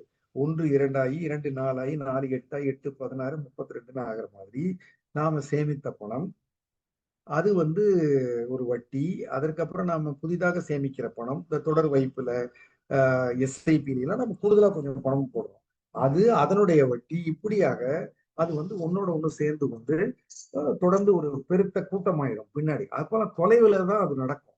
அப்ப நம்ம உடனடியா பார்க்கிற போது 4 தான் இருக்கும். நம்ம 4 தானே இருக்குன்னு நினைச்சுக்கிட்டு இருப்போம். கொஞ்ச நாள் விட்டு பார்த்தா அது 64 இருக்கும். சில ஆண்டுகளில் பார்த்தா அது 512 இருக்கும். அப்பத்தான் அந்த நீண்ட காலத்தில் வந்து அவை பெருத்து விடுகின்றன. அது வரைக்கும் நமக்கு பொறுமை இல்லை. இப்ப நமக்கு வந்து பல கவன திருப்பிகள் இருக்கு இந்த உலகத்துல. நம்மள வந்து டிஸ்ட்ராக்ஷன்ஸ் தான் நான் தமிழ்ல கவன திருப்பிகள்னு சொல்றேன். நம்மள நிறைய டிஸ்ட்ராக்ட் பண்றாங்க. பார்த்தீங்கன்னா, ஆன்லைன் ரம்மி. இவர்களெல்லாம் இருந்தார்கள். ஆனா இப்ப இல்ல. இவர்கள் வந்து வாழ்க்கையை முடித்துக் கொண்டு விட்டார்கள். ஏன்னா ஒரு அளவுக்கு மீறி ஒரு பணத்த வந்து இவர்களுடைய முழு குற்றம் கிடையாது. இவர்கள வந்து யாரோ தூண்டுகிறார்கள். பல விதங்கள்ல இப்படி சம்பாரிக்கலாம், அப்படி சம்பாரிக்கலாம் என்று. இது மாரி 1, 2 கிடையாது. நான் போய் தேடுனா வரிசையா வருது. ஒவ்வொரு மாநிலத்திலயும் இருக்குது. எத்தனையோ வாழ வேண்டிய மனிதர்கள். இத பார்த்தா பல பக்கத்துக்கு வருது. யார் யார் எவ்வளவு தொலைச்சாங்கன்னு சொல்லி. அப்போ இது இது கிரிக்கெட் என்கிற பெயர்ல அதுக்கு வேற ஒரு பெயர் கொடுத்து ரம்மிங்க ஆட்டம்ங்கிற பேர்ல இது மாதிரி பல விடயங்கள் செய்து சாதாரண மக்களிடம் இருக்கிற பணங்களை வந்து வாங்கி போயிடும். அப்போ நம்ம சேமிக்கிறதுக்கு வழி இருக்கு. நம்ம ஒன்ஸ் அண்ட் டூஸ் எடுங்கன்னு சொல்றோம். அப்ப என்னன்னா ஒருத்தருக்கு வந்து ஒரு புட்சாலி ரிவர்ஸ் ஸ்வீப்னு சொல்லிட்டு விக்கெட் லூஸ் பண்ணிடுவாரு. நான் எல்லா ரிவர்ஸ் ஸ்வீப்பும் தப்புன்னு சொல்ல, அதுக்கு நேர உதாரணம் கிடையாது. ஆனா புரிந்து கொள்ளுங்கள், ஒரு ஒழுங்கா ஆடிட்டு இருக்க ஒரு கொழுப்பு எடுத்து போயிட்டு வலது கையால ஆடாம இடது கையால பார்த்து திருப்பி அடிச்சு நான் ரொம்ப பெரிய திறமைசாலின்னு காமிச்சு விக்கெட் போனா அவுட்டு தானே. அப்படித்தான் இந்த பணத்தை வந்து நான் ரெட்டிப்பாக்கிறேன். பாவம் அந்த குடும்பத்தினருக்கு தெரியாது, குழந்தைகளுக்கு தெரியாது அப்பா என்ன பண்றாருன்னு. அவர் ஏதோ ஒரு சிக்கல்ல போய் மாட்டிக்கிட்டு இது மாதிரி வேலைகளில் மாட்டிக்கொள்கிறார், பணத்தை விடுகிறார், குழந்தைகளை மாட்டிக்கொள்கிறார்கள். இப்போ நம்ம ஒரு திட்டமிட்ட வாழ்க்கையில முதல்ல சேமிப்புன்னு பணம் எடுத்து வச்சு அவசிய செலவுகளை செஞ்சுட்டா இதற்கெல்லாம் நமக்கு பணம் இருக்காது. இதைத்தான் நம்ம வந்து ஒரு ஒழுங்கு என்று நம்ம சொல்றோம். இப்ப இன்னும் பல பேர் இருக்காங்க, நீங்க வந்து மல்டி லெவல் மார்க்கெட்டிங்க்கு வாங்க, இப்படி பண்ணா அப்படி பண்ணா உங்களுக்கு பணம் அதிகமாயிடும். அது இப்ப நீங்க வந்து 5 பேரை சேர்த்து விட்டா போதும்னா நீ கெடுவதோடு இன்னும் 5 பேரை கெடுத்துது அப்படிங்கிறது தான் இன்னும் பல பேரை சேர்த்து விடுறது. இது மாதிரி தொடர்ந்து பல இடங்கள்ல போய் நம்முடைய மக்கள் மாட்டிக்கொள்கிறார்கள், பணத்தை தொலைக்கிறாங்க. நான் பல இழந்தவர்களை பார்த்திருக்கிறேன், அவருடைய கதைகளை கேட்டு வருத்தப்பட்டிருக்கிறேன். அது எப்படி வந்து ஒரு கண்டுபிடிக்கலாம்னா, உங்களுக்கு ஒரு சாத்தியமில்லாத வருமானத்தை தருவேன் என்று சொன்னால் உங்களுடைய மனது ஆசைப்படும், உங்களுடைய அறிவு எச்சரிக்கணும். இது எப்படிங்க சாத்தியம், இது சாத்தியம் இல்லை. சொல்லியிருக்காங்க தங்கத்துல இருந்து நாம தங்கத்துல ட்ரேடு பண்ணி உங்களுக்கு நான் பணம் தர்றேன்னா, அப்போ நான் சொல்றது ஒரு 3 வருஷம் முன்னாடி தங்கத்துல எல்லாம் வருஷத்துக்கே அது 3% 5% தான் ஏறும். டாலர்ல ட்ரேடு பண்ணி தருவோம்பாங்க, அதுவும் ஆண்டுக்கு அவ்வளவுதான் ஏறும். அப்படியாக பல விதங்களில் ஆசைப்படுகிற மனிதர்களை தூண்டி விட்டுறாங்க. இதுக்குள்ளார போகக்கூடாதுங்கிறது ஒரு ஒழுங்கு. எப்படி அதை வேலை செய்யறாங்க, எப்படி கடைசியா மாற்றவங்க மாட்டிக்கிறாங்கிறதுதான் ஒரு தனி கதை. அதை நம்ம வேற ஒரு நிகழ்ச்சியில நம்ம பார்க்கலாம். இப்போ நம்ம ஏதாவது ஒரு விஷயத்துக்கு ஆசைப்பட்டா, இந்த கதையை நான் உங்க நகைச்சுவை பேச்சாளர் சண்முக சுந்தரம் சொன்னதை கேட்டேன், ரொம்ப நல்லா இருந்தது. யாரோ ஒருத்தவங்க வந்து ஒரு ஒரு நிகழ்ச்சிக்கு யாரோ வராங்க, எனக்கு ஒரு வெள்ளி ஸ்பூன் கடன் கொடுங்கன்னு பக்கத்து வீட்டுக்காரங்கிட்ட கேட்டாங்களாம். அவர் வெள்ளி ஸ்பூன் கொடுத்தாராம். இவர் எடுத்துட்டு போய் பயன்படுத்திட்டு அது கூடவே இன்னொரு குட்டி வெள்ளி ஸ்பூனை கொண்டாந்து கொடுத்தாராம். என்னங்க நான் ஒரு ஸ்பூன் தானே கொடுத்தேன், என்ன 2 தரீங்கன்னாராம். இல்லைங்க உங்க ஸ்பூன் குட்டி போட்டுச்சுன்னு சொன்னாராம். அவர் சரிட்டு அதுக்கப்புறம் வந்து ஒரு டம்ளர் கேட்டாராம், வெள்ளி டம்ளர்னு. இவர்கிட்ட கொடுக்கறது ரொம்ப நல்லது, கொடுத்தா குட்டி போடும்னு சொல்லிட்டு ஒரு டம்ளர் கொடுத்துருக்காரு. அந்த ஆளும் இவர் எதிர்பார்க்கிற மாதிரியே திருப்பி கொடுக்குற போது இன்னொரு சின்ன வெள்ளி டம்ளர் கொடுத்துருக்காரு. அடுத்து அந்த ஆளு எதிர்பார்க்கிறாரு, இவன் ஏதாவது கேட்க மாட்டானா, நம்ம கொடுக்க மாட்டோமான்னு. அவர் வேணும்னே கொஞ்ச நாள் கழிச்சு ஆவலை தூண்டி விட்டுட்டு அதுக்கப்புறம் எங்க பொண்டாட்டி ஒரு நிகழ்ச்சிக்கு போறாங்க, தங்க நகை வேணும்னு ஐயா தங்க நகையை கொடுத்துருக்காரு, குட்டி எதிர்பார்த்திருக்கிறாரு. திரும்பி வரவே இல்லை, அதை கண்டுக்கவே இல்லை. திரும்ப திரும்ப அப்புறம் ஒரு நாள் கேட்டாராம், என்னப்பா நீ வரவே இல்லை நகையை தள்ளி. ஆமாமா சொல்லணும்னு நினைச்சேன் மறந்துட்டேன், பிரசவத்துல செத்து போச்சுங்க உங்க தங்க நகைன்ட்டாராம். என்ன விளையாடுறியா, பிரசவத்துல எங்க தங்க நகை சாகுமாடான்னு நீங்க விளையாடுறீங்களா? ஸ்பூன் குட்டி போடும்ல, வாங்கிக்கிட்டீங்கல்ல, டம்ளர் குட்டி போட்டுச்சு வாங்கிக்கிட்டீங்கல்ல, தங்க நகை செத்து போச்சு போங்கன்ட்டான். அவன் திட்டமிட்டு தான் பண்ணியிருக்கான். இப்போ நமக்கு வந்து கடைசியா தங்க நகை செத்து போகும். ஆரம்பத்துல ஸ்பூன் வாங்கினவங்க எல்லாம் பார்த்து நம்ம ஏமாந்துருவோம், அவன் வாங்கியிருக்கான் இவன் வாங்கியிருக்கான்னு. எவ்வளவு பேர் அவங்க கிட்ட இருந்த எல்லா பணத்தையும் சுருட்டி எடுத்து கொண்டு போய் இங்க கூட வட்டி கிடைக்குது, கூட ரிட்டர்ன் தரேன்னு போடுறாங்க. இப்ப கூட கேட்கிறாங்க. நம்முடைய நிதி மந்திரி பேசுறாரு சார், படிச்சவங்க பெரிய பொறுப்புல இருந்தவங்க, அவங்க கேட்கறாங்க, நிதி மந்திரி பேசுற வீடியோ நான் பார்த்தேன், நாராயணமூர்த்தி சார் பேசுற வீடியோ நான் பார்த்தேன், பணத்தை கொடுத்தா வந்துருமாமே, பாராளுமன்றத்திலே அதை பத்தி எல்லாம் கேட்கறாங்க. அட முட்டாள்களே நீங்க, உங்களை எல்லாம் என்னையா பண்றது? நிதி மந்திரிக்கு வேற வேலை கிடையாதா இது மாதிரி ஒரு திட்டத்தை அறிவிச்சுக்கிட்டு இருக்கிறதுக்கு? அதை பட்ஜெட்ல சொல்ல மாட்டாங்களா? உங்களுடைய ஆசை மனத்தை விதவிதமா தூண்டிக்கிட்டே இருக்கிறாங்க. இப்படி எல்லாம் ஒன்று கிடையாது என்று எத்தனை பேருக்கு சொல்லுவது, சொல்லிக்கொண்டே இருப்பது. ஆனால் மக்களுக்கு வந்து அந்த ஆசைன்னு ஒண்ணு இருக்கிறதுல போயிடுறாங்க. வாழ்க்கைங்கிறது 100 மீட்டர் ஓட்டம் கிடையாது. வாழ்க்கைங்கிறது 42 கிலோமீட்டர் ஓட வேண்டிய மராத்தன் மாதிரி. அதனால இப்ப வர்ற வருமானம் என்பது இப்போதே செலவழித்து தீர்த்துவிட வேண்டியது அல்ல. இது வாழ்க்கை முழுவதுக்கும் வைத்துக் கொள்ள வேண்டியது. ஆனா வாழ்க்கை முழுக்க வருமானம் வரும் என்று சொல்ல முடியாது. செலவு நிச்சயம் இருக்கும். அப்போ ஒரு பக்கம் தொடர்ந்து செய்ய வேண்டிய செலவு, அதிகரித்துக் கொண்டே போக வேண்டிய செலவு. இன்னொரு பக்கம் வந்தாலும் வரும், வராவிட்டாலும் அப்படித்தானே உலகம் இருக்கு. நிச்சயமற்ற உலகத்துல கொரோனா பீரியட்ல வேலை போச்சு. 2008ல பிங்க் ஸ்லிப் கொடுத்தாங்க. இப்ப ஐடி ஊழியர்களா 8,000 பேர் வேலை நிற்கிறோம், 10,000 பேர் நீக்கிறோன்றாங்க. இன்னும் இந்த உலகத்துல என்னென்ன வினோதங்கள் வருமோ, வேலை வாய்ப்புகள் எப்படி இருக்குமோ, இப்போ கையில கிடைக்கிற போது அதை சேமித்து வைத்துக் கொள்ள வேண்டும். இவர் ஓடுறது 9.58 செகண்ட்ல ஓடிடுறார் 100 மீட்டரை. ஆனா இவரால் 100 மீட்டர் தான் அந்த வேகத்துல ஓட முடியும். இவரை கூப்பிட்டு இவந்தால் ஓடுற 44.72 கிலோமீட்டர் ஓடுறா அப்படின்னா அவரால் அந்த பழைய வேகத்துல ஓட முடியாது. ஏன்னா 44 கிலோமீட்டர் ஓடுறதுக்கு நிதானமா தான் ஓடணும். வாழ்க்கை என்பது நீண்ட பயணம். அதை வந்து இவர் ஓடுற மாதிரி நிதானமா தான் ஓடணும். இப்பவே ஆடி தீக்க கூடாது. உங்களுக்கு இப்ப 2 லட்சம் ரூபாய் சம்பளம் வரலாம், அதுக்காக நீங்க 2 லட்சம் ரூபாய் செலவழிக்கணுங்கிறது இல்ல. உங்களுக்கு 1 லட்சம் ரூபாய் சம்பளம் வரலாம், 1 லட்சம் ரூபாய் செலவழிக்கணுங்கிறது கிடையாது. யாரோ ஒருத்தன் 30,000 வாழ்ந்துகிட்டு இருக்கான், அவனை பாருங்க. யாரோ ஒருத்தன் 12,000 வாழ்ந்துட்டு இருக்கான், அவனும் வாழ்ந்துட்டு இருக்கான். அதனால நீங்க 1 லட்சமோ 2 லட்சமோ அதை எப்படி பண்ணணும்னு பாத்துக்குங்க. எதிர்காலத்துக்கு திட்டமிட்டுக்குங்க. எப்பயுமே நான் சொன்ன மாதிரி அந்த பூ அவர் வச்சிருந்த மாதிரி நீங்க எதிர்காலத்திற்கு என்று பணத்தை வைத்து வைப்பதுதான் புத்திசாலிகள் செய்கிற திட்டமிடல், அவர்கள் இருக்கிற நல்ல பழக்கம். இந்த ஃபார்முலா ஏற்கனவே எல்லாருக்கும் தெரிஞ்சது. ஆனா சில புதியவர்கள் இருப்பாங்கிறதுனால சொல்றேன். வர்ற வருமானத்துல செலவு போக மீதம் இருந்தால் செலவு என்பதல்ல. அது சிவப்புல போட்டிருக்கேன். உங்களுக்கு வர்ற வருமானத்துல முதல் செலவா சேமிப்பு எடுத்து வச்சுட்டு மீதம் இருப்பதை மட்டும் செலவு செய்வதுதான் ஒரு ஒழுங்கு. அப்போ நமக்கு போய் முதல்ல வேலையில சேர்றீங்க, உங்களுக்கு 40,000 சம்பளங்கிறாங்க. நீங்க போன மாசம் வரைக்கும் சம்பளம் இல்ல, படிச்சுக்கிட்டு இருந்தீங்க. முதல்ல 40,000 வருது. நீ 10,000 எடுத்து நீ சேமிப்பு வச்சுட்டீங்கன்னா முதல் மாத சம்பளமே உனக்கு 30,000 போலதான். நீ அப்ப இருந்து 30,000க்கு பழகி விடுகிறாய். அப்போ உனக்கு அந்த 10,000 என்பது தொடர் சேமிப்பாகிடும். முதல் மாசமே 39,000 செலவு செஞ்சு பழகிட்டா அதற்கப்புறம் அந்த பழக்கத்தை மாற்ற முடியாது. செலவுகள் வந்து பல விதங்களா இருக்கு. அவசிய செலவுகள், அனாவசிய செலவுகள்லாம் இருக்கு. நமக்கே பலது தெரியும். எந்த செலவெல்லாம் இல்லாம வாழ்ந்து விட முடியுமோ அதெல்லாம் அனாவசிய செலவுகள் தான். எந்த செலவுகள் எல்லாம் செய்யாவிட்டால் நம்ம சிரமப்படுவோமோ, நம்முடைய மருத்துவ செலவு, உணவு, பொழுதுபோக்குகள், ஒரு நிம்மதியான வாழ்க்கை, நல்ல அதெல்லாம் வேணும் தான். குழந்தைகளுக்கான படிப்பு அதெல்லாம் வேண்டும் தான். அப்பவே கரியா போகிற அளவுக்கு இருக்கிற பொழுதுபோக்குகள், ஒரு வெளியூர் சுற்றுலா போனா தான் அது சுற்றுலா. அதுதான் வந்து நம்ம பொழுதுபோக்கு. அப்படியெல்லாம் நினைத்துக் கொள்ள வேண்டாம். பொழுதுபோக்குகளை எளிமையா கூட நம்ம பண்ணலாம். சுலபமா வெளியில உணவு சாப்பிடுறது பலது இருக்கு. நான் அதை ரொம்ப விரிவா சொல்ல தேவையில்லை. கடன் என்பதும் தேவைகளுக்கு மட்டும் வாங்கணும். தேவை இல்லாதவற்றுக்கு நம்ம கடன் வாங்கக்கூடாது. இப்ப தேவைன்னா நிறைய பேர் வந்து பொருள் வாங்குறதுக்கே இஎம்ஐ வாங்குறாங்க. பர்சனல் லோன் போட்டு கடன் வாங்குறாங்க. அது போன்ற கடன்கள் தேவையா? அதை நம்ம தவிர்க்க முடியாதா? வீட்ல இருக்கிற நாற்காலியில இருக்கலாம். புது சோஃபா, பெரிய டிவி, புதிய போன், புதிய வண்டி, வண்டியை தொடர்ந்து மாற்றிக்கொண்டே இருப்பது, விதவிதமான கடிகாரங்கள், விதமான கண்ணாடி, இது மாதிரி இதெல்லாம் நம்ம கண்டுபிடிக்கலாம். அப்போ கடன் என்பது வீடு கட்ட கடன், கல்விக்கு கடன், அல்லது உறவினர்களுக்கோ நண்பர்களுக்கோ உதவி செய்ய கடன், அந்த கடன்கள்லாம் சரி. அப்போ கடன் வாங்கி என்ன செய்கிறோம் என்பதும், கிரெடிட் கார்டு என்பது நமக்கு ஏதோ ஒரு ரொம்ப சுலபமான ஒரு வாய்ப்பு. நாம ஒரு மிகப்பெரிய சாமர்த்தியசாலி, இதில் வாங்கி அதில் கொடுத்து, அதில் வாங்கி இதில் கொடுத்து 14 நாள் வட்டியை நான் மீதம் செய்கிறேன் என்பதெல்லாம் இதெல்லாம் வந்து ரொம்ப கம்மி மேல் நடக்கிற மாதிரி. இப்படியெல்லாம் சம்பாதிக்க வேண்டாம். நம்ம சம்பாதிக்க 100 வழிகள் இருக்கிறது. கிரெடிட் கார்டு என்பது பணம் வைத்திருப்பவர்கள் செலவழிப்பதற்கான பல்வேறு வழிமுறைகளில் ஒன்று. டெபிட் கார்டு, செக்கு, டிராஃப்ட், கேஷ் மாதிரி அதுவும் ஒன்று. கிரெடிட் கார்டு மூலமா செலவழிக்கிறாங்க இருக்கிறவங்க. இல்லாதவங்க வாங்குறதுக்கான வழி அல்ல அது. அதுல நிறைய சூட்சமங்கள் இருக்கு. பணத்தை விட்டுறாங்க மக்கள். சோ உங்களுக்கு உங்களுடைய குறைந்தபட்ச வாழ்க்கை, அப்புறம் திருமணங்கள்ல ரொம்ப பணம் செலவழிக்கிறாங்க, பிளெக்ஸுக்கு செலவழிக்கிறாங்க, போட்டோ ஷூட்டுக்கு செலவழிக்கிறாங்க, அது உடைகளுக்கு ஒரே ஒரு முறை போட்டுக்கொள்கிற உடைகளுக்கு செலவழிக்கிறாங்க. மற்றொரு பார்வையில் தான் என்னுடைய கௌரவம் இருக்கு என்று நினைப்பது ஒரு ஒரு சமூக நோய் அது. நாம வந்து மற்றவர்களுக்காக நாம வாழவில்லை. நான் சரியானதை செய்துவிட்டு தலை நிமிர்ந்து நிற்பேன்.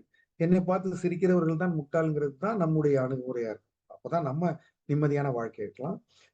உயர் படிப்புக்கு, குழந்தையுடைய படிப்பு, மனைவியினுடைய படிப்பு, கணவன் படிப்புக்கு, எல்லாருக்கும் ஒரு மினிமம் ஒரு காப்பீடு வேணும். மருத்துவ காப்பீடு அதுக்கெல்லாம் செலவழிக்கணும். உங்களிடம் ஓரளவுக்கு பணம் சேர்ந்த பிறகு, அல்லது நீங்கள் அதற்காக சேமித்து ஒரு வெளிநாடு சுற்றுப்பயணம், உள்நாட்டுக்குள்ளே சுற்றுப்பயணங்கள் செய்யலாம். வீடு இதெல்லாம் நம்ம செய்யலாம்.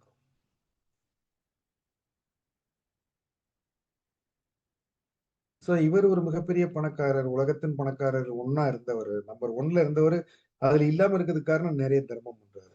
அவர் 1958ஆம் ஆண்டு வாங்கின வீட்டுல தான் 2025லும் குடியிருக்கிறார். 95வது வயதுல கூட. அவர் நினைத்தால் தீவுகள் வாங்கலாம். அவர்களுடைய விமான நிறுவனங்களே அவருக்கு இருக்கின்றன. இன்னமும் பொது விமானத்துல போறாரு. ஏன்னா அவருக்கு பயணத்திற்கு அது போதுமானதாக இருக்கிறது.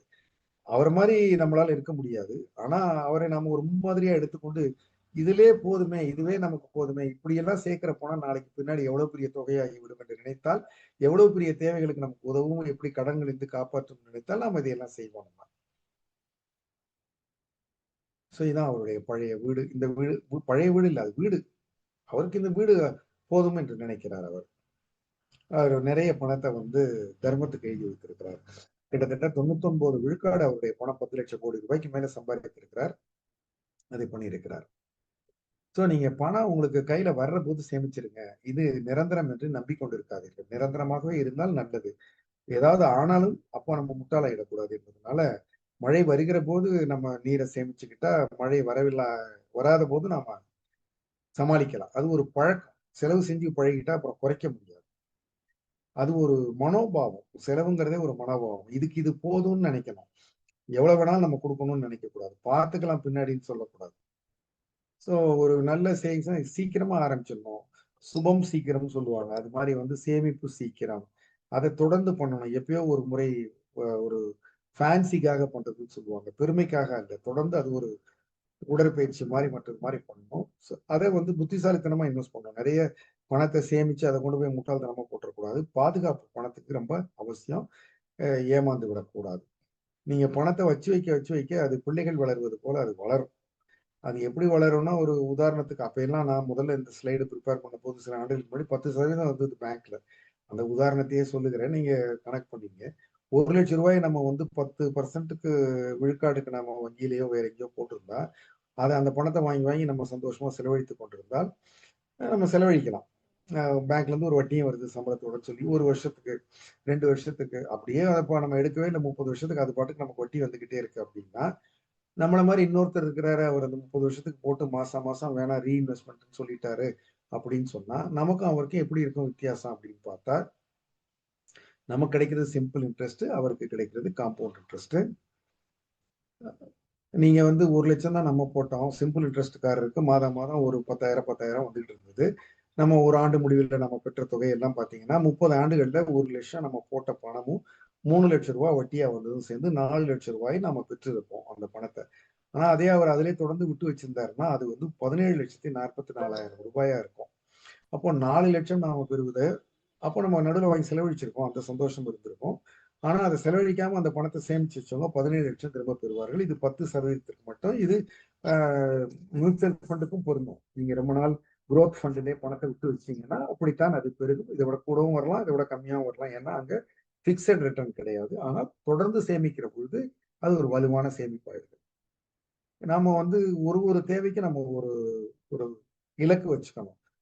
பிள்ளைகள் படிப்புக்கு என்ன, என்னுடைய ஓய்வு காலத்துக்கு என்ன, என்னுடைய சுற்றுலாவுக்கு என்ன, அது மாதிரி ஒரு ஒரு தனித்தனி ஃபைனான்சியல் கோல் வச்சுக்கிட்டா ஒவ்வொருத்தருக்கும் தனித்தனியா நாம இப்ப எங்க இருக்கிறோம், நம்ம கிட்ட எவ்வளவு பணம் இருக்குது, நாம எதை அடையணும், அதை எப்படி நம்ம அடைய முடியும், நம்மளால எவ்வளவு சேமிக்க முடியும் அப்படின்னு நம்ம பாக்குறது தான் ஃபினான்ஷியல் பிளானிங். அதுல கோல்ல குறுகிய காலம், மத்தியம காலம், நீங்க ஒரு லாங் டேர்ம்னா இப்போ ரிட்டையர்மெண்ட்டுக்குலாம் ரொம்ப நாள் இருக்கவங்க அதை அப்படி வச்சுக்கணும். இப்போ அவ்வளவு பெரிய தொகையெல்லாம் நீங்க கணக்கு போட்டு பாத்தீங்கன்னா உங்களுக்கு ஓய்வூதியத்துக்கு மினிமம் ஒரு 2 கோடி ரூபாய் பணம் இருந்தாதான் அதுல இருந்து வரக்கூடிய வட்டியில நீங்க வாழ முடியும். அப்படின்னா 2 கோடி நான் எங்க சேர்க்க போறேன்னு அதை விட்டுறக்கூடாது. அந்த 2 கோடியை நீங்க சின்ன சின்ன பகுதிகளா பிரிக்கிற போது எப்படி இஎம்ஐ பிரிக்கிறோமோ ஒரு மொத்த வீட்டு கடனும் ஒரு சின்ன இஎம்ஐயா குறைஞ்சு போகுதோ அந்த ரிவர்ஸ் இஎம்ஐ தான் சேவிங். நீங்க 40 லட்சம் ரூபாய் கடன் வாங்கிட்டு மாசம் ஒரு 40,000 கட்டினா போதும் அப்படின்னா நம்ம 40 லட்சத்துக்கு 40,000 தானே கட்டுறோம் அப்படின்னா இது 40,000 சுலபமா தெரியுது. அல்லது அதை விட குறைவா கட்டுனா இன்னும் கொஞ்சம் ஆண்டு நீட்டிச்சுட்டா குறைவா தெரியும். அது போல சேமிப்பும் சிறுக சிறுக சேமிப்பது அந்த லோன் மொத்த தொகை மாதிரி நமக்கு கடைசியில ஒரு பெரிய தொகையா கிடைக்கும். இதை பத்தி நான் காலம் உங்கள் காலடிங்கிற புத்தகத்துல விரிவாவே எழுதியிருக்கேன். 1 bite at a time என்கிற எலிபென்ட் டெக்னிக். இந்த நிகழ்ச்சிக்கு அது ஓரளவிற்கு நாம் அதை ஒரு எடுத்துக்காட்டா எடுத்துக்கலாம். இப்போ நம்ம குறிப்பா பழக்கங்களுக்குன்னு பார்த்தா என்னுடைய காலையில நான் இதுக்காக யோசிச்ச போது பார்த்தீங்கன்னா வாக்கிங் ஒரு பழக்கம். பல பழக்கங்கள் இருக்கலாம். இப்ப காலையில குளிக்கிறது சில பேருக்கு எழுந்த உடனே குளிச்சிருவாங்க, பல் துலக்கிடுவாங்க. ஆண்களா இருந்தா அவங்க சவரம் பண்ணிடுவாங்க, உடனடியா எல்லாம் பண்ணிடுவாங்க. சில பேர் பாத்தீங்கன்னா ஒரு 7:30 மணி 8 மணிக்கு எதற்கும் தயார் நிலையில இருப்பாங்க. சில பேர் பாத்தீங்கன்னா 11 மணி வரைக்கும் அவங்க எதுவுமே பண்ணியிருக்க மாட்டாங்க. நம்ம எதையாவது கேட்டா அதுக்கப்புறம் தான் தடுமாறிக்கிட்டு எல்லாத்தையும் ஆரம்பிப்போம். ஆனா இது எப்ப ஆரம்பிச்சிருக்குன்னா அவங்க ஒரு பள்ளி பிள்ளையே அல்லது வீட்டிலேயே அவங்க அப்பா அம்மா போட்டு அவங்கள சொல்லி கொடுத்து அவங்களால எவ்வளவு மழையிலையும் குளிக்காம இருக்க முடியாது, எவ்வளவு குளிர் இடத்துலயும் குளிக்காம இருக்க முடியாது. நானெல்லாம் எவ்வளவு இரவு நேர பயணம் பண்ணா கூட நான் பேச போற இடங்கள்ல அந்த ஊர்ல இருக்கிற பார்க்குகள் எனக்கு தெரியும். என்ன பேச அழைத்தவங்களுக்கு தெரியும் அங்க எங்க இருக்கு ஒரு நடக்கிற இடம் கேட்டு நான் நடப்பேன். நடக்காம இருந்தா உடம்புக்கு ஒரு மாதிரியா இருக்கு, சில பேருக்கு நடந்தா ஒரு மாதிரியா இருக்கு. நான் என்ன பெருமையா சொல்லல, அவங்கள குறைவா சொல்லல. நான் இப்படி பழகி இருக்கிறேன், அவர்கள் அப்படி பழகி இருக்கிறார்கள்.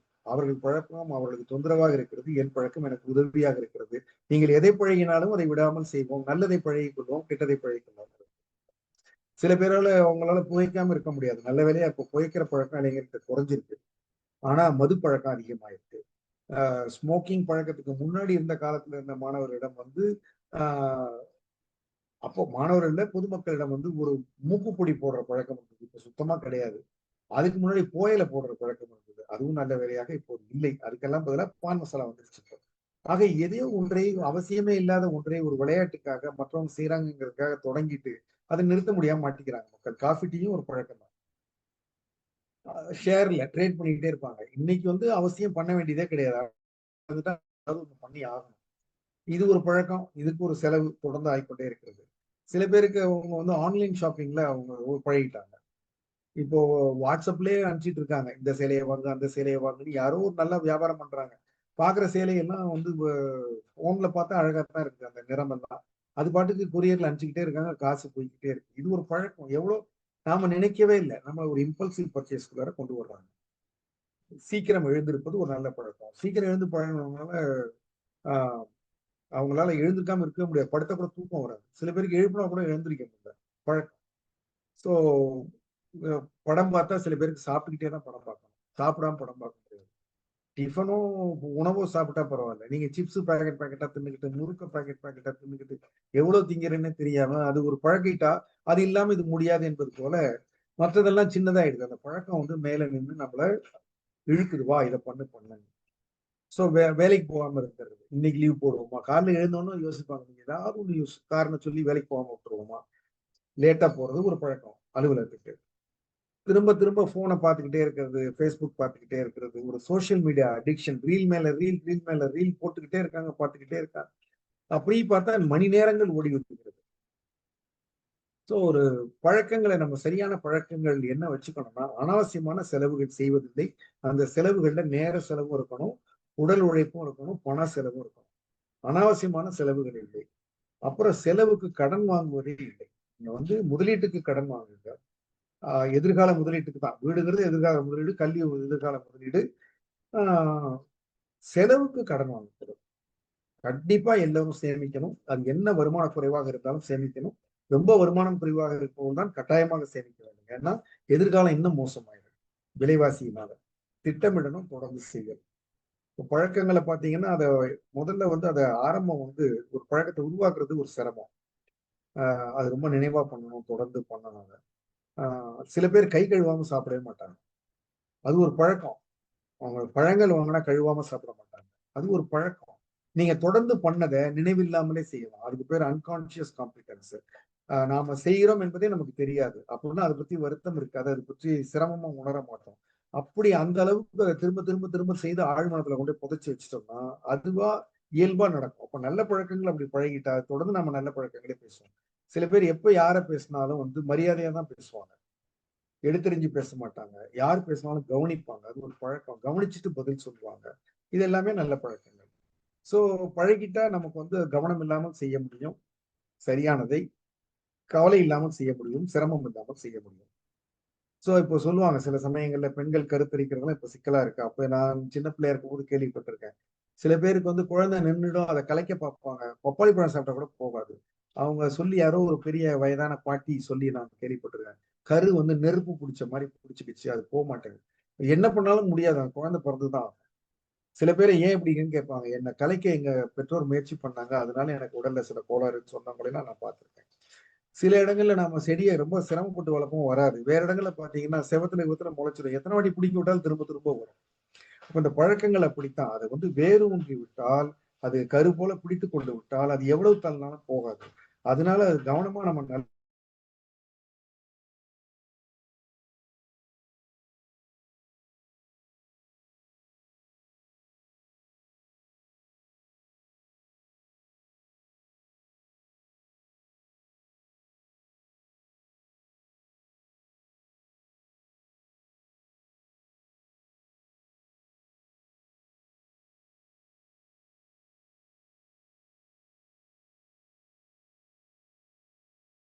இருந்துச்சுன்னா கம்பி எடுத்துடலாம். ஸோ வந்து நல்ல பழக்கமும் கெட்ட பழக்கமும் ரெண்டுமே வலுவானது. நான் என்ன சொன்னேன், நான் டிராவலுக்கு அப்புறம் நடப்பேன். சில பேர் மழை நீர்ல கூட குளிப்பாங்கன்னு சொன்னேன். ஈவன் டிஃபிகல்ட் டைம்ஸ்ல கூட அவங்க வந்து ஸ்பெண்ட் பண்ணுவாங்க, கடன் வாங்கியா செலவழிப்பாங்க. அவன் சில பேர் சொல்லுவாங்க, உனக்கு ஊரை சுத்தி கடன் பத்தியா, எந்த கார்ல போறான் பத்தியா, என்ன போன் வச்சிருக்காங்க. அவர் புதுசு புதுசா கடன் வாங்குவாரே தவிர அவர் மாறவே மாட்டார். ஏன்னா அவர் அதுக்கு பழகிட்டார். சோ அதனால இல்லாம இருக்கலாம். நம்ம தமிழ்ல ஒரு நல்ல பழமொழி வந்து எறும்பூர கல்லும் தேயும்ங்கிறது. ஒரு எறும்பு தான் இத்தினூண்டு கால் இருக்கு. அது வந்து கல்லோட அதை ஒப்பிட்டு பார்த்தோம்னா அது ரொம்ப மெலிய, எளிய, சிறிய ஒரு உயிர். ஆனா அது நடந்து நடந்து நடந்து நடந்து போய் வலிய கல்லே தேஞ்சு போயிருமா. அப்போ ஒரு நீண்ட காலம் செய்கிற போது சிறு விடயங்கள் கூட பெரிய பலத்தை கொடுக்கிறது தான் சேமிப்பும் அந்த பழக்கமும். மொத்தத்துல என்ன பார்த்தோம், சம்பாதிக்க நிறைய வாய்ப்பு இருக்கு, செலவு செய்யவும் நிறைய வாய்ப்பு இருக்கு. இந்த காலத்துல சேமிப்பு ரொம்ப அவசியம். சிறுக சிறுக திறந்து தொடர்ந்து செய்யுங்க. நீண்ட கால வாழ்க்கையை நிம்மதியா வாழ்றதுக்காக தான் வழி. சேமிப்பு பழக்கங்கிறது கட்டாயம். உங்க அனைவருக்கும் என்னுடைய 2026ஆம் ஆண்டுக்கான புத்தாண்டு வாழ்த்துக்கள். சோம வள்ளியப்பன் நானு. எனக்கு இதே பேர்ல ஃபேஸ்புக்ல இருக்கு, யூடியூப்ல இதே டியூப்ல இருக்கு. ரைட்டர் சோமவல்லியப்பன்.inங்கிறது என்னுடைய வலைதளத்தினுடைய முகவரி. AR குமார் அவர்களுக்கும் நாணயம் நன்றி.